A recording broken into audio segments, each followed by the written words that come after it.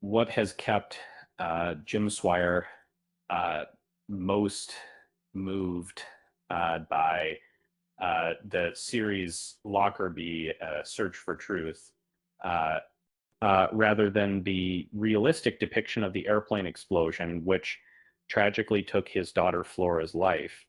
It was the quiet scene of actress Catherine McCormack portraying his wife Jane, slowly counting down from 15 to 0, that touched him the most.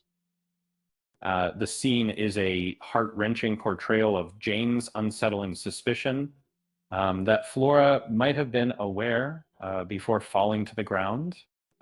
This poignant exchange encapsulates the lifelong journey of grappling with grief.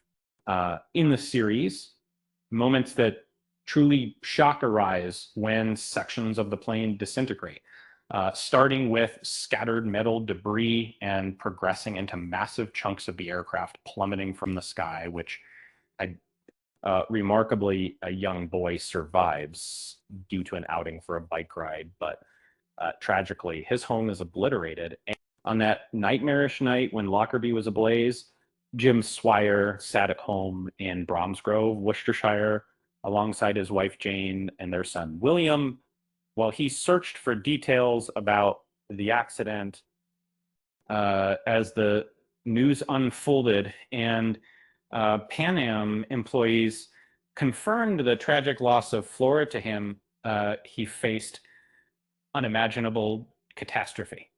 Although Colin Firth's portrayal of Swire is not an exact replica of the lean-bodied doctor, it captures the essence of Swire, whose faith in the establishment he hails from begins to shatter of the women's.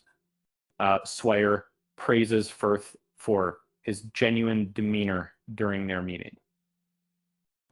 Initially, the Scottish authorities believed that bombing was retaliation for the US Navy's accidental downing of the Iran Air Flight 655 in July '88.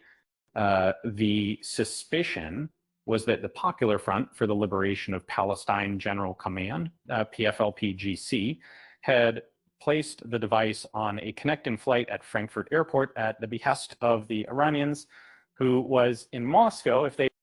However, this line of investigation was abandoned, and American and British legal authorities focused on Libyan intelligence officer Abdel Basset al-Megrahi as the prime suspect.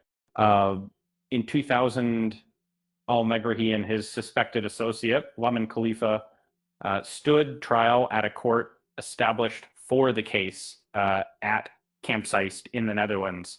The evidence seemed strong, with shopkeeper Tony Gauci identifying al-Megrahi as the customer who purchased items similar to those that were found at the crash site, and an FBI specialist identifying a fragment of circuit board that allegedly linked al-Megrahi to the Libyan intelligence agency as part of a bigger scheme. After the trial, al-Megrahi was ultimately convicted and given a life sentence. Megrahi,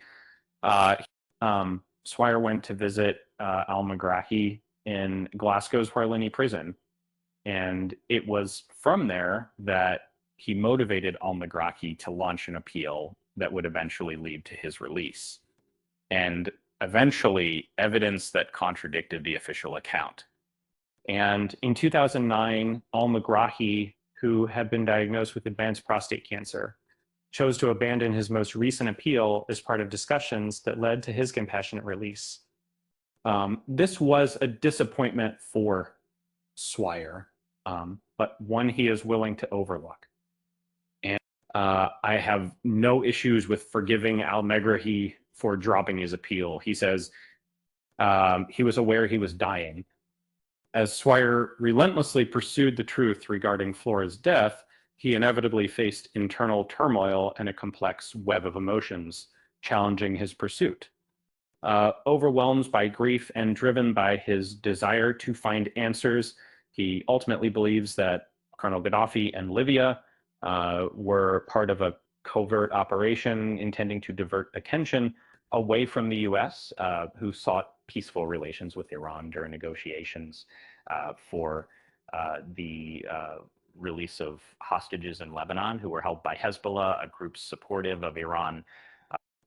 His opinions, however, jar against the official narrative, and he ponders whether seeking guidance from an external body like the International Criminal Court would be beneficial in seeking truth, and ultimately reflecting on his decades-long quest. Swire is left wondering if the pursuit of truth amidst sorrow has brought him any comfort, saying, "I believe she would have wanted me to do this, but not at the expense of becoming biased or distorting truth for a theory."